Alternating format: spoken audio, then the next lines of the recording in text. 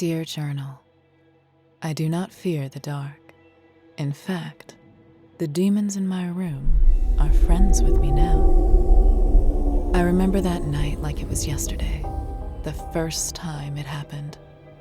The first time I had tasted what it felt like to be dead, or somewhere stuck between being alive and dead.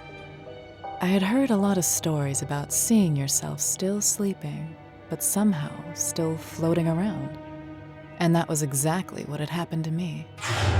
The first thing about this experience is that most times you're not sure who or what is in the room with you, or the particular time you would have to panic. But over the past few weeks, I've learned not to think about any of it. That night was one of those nights where I was stuck with choosing between spending my time studying for my calculus test or having a bit of rest before the big day. Normally, I'd go for the second option, but with the recurrent happenings, I knew better than to pick that one. It took me 3 tests and exams to realize that there was something wrong with me. I yawned tiredly, rubbing my eyes in exhaustion.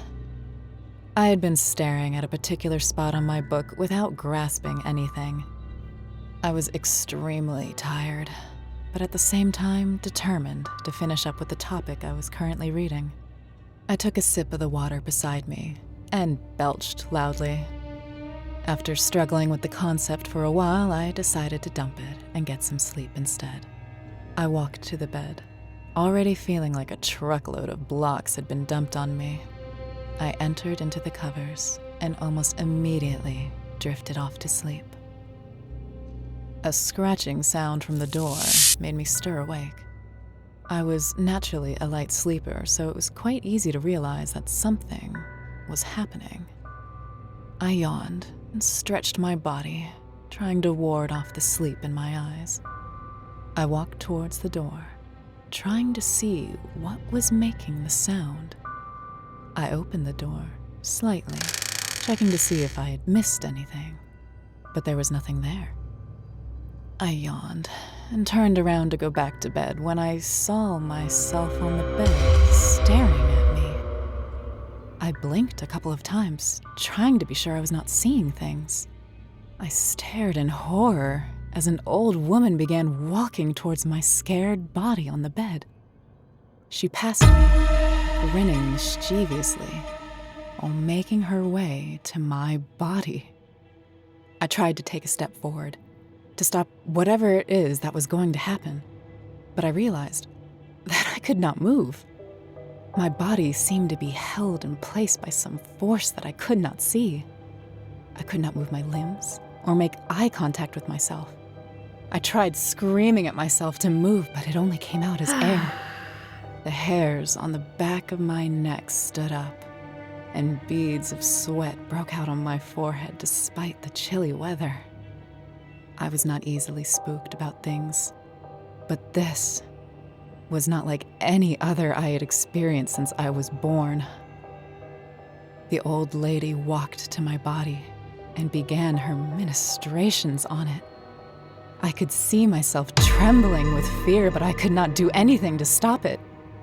I heard footsteps coming into the room, and I could see more people enter the room and into my bed. I could hear myself scream with pain, but I was powerless to stop whatever it is that was happening to me. My skin was on fire.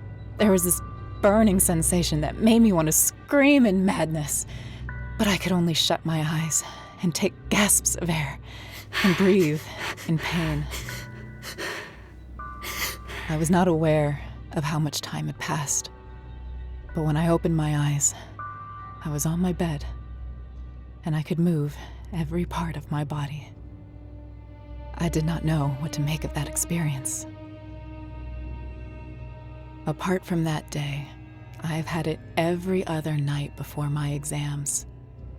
I have my math test tomorrow, and I know what is going to happen tonight.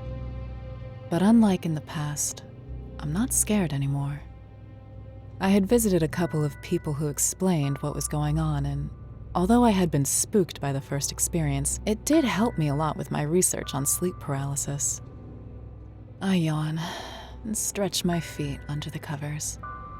It's almost midnight and, oh, well, I know how it goes. I shut my eyes and waited for it to pass. Panicking would get me nowhere, as I had realized in the past, so it was best to wait it out until it was gone.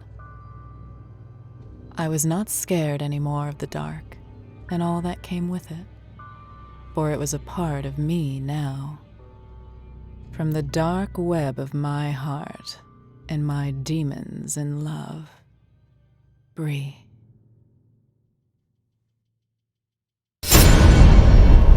Subscribe today.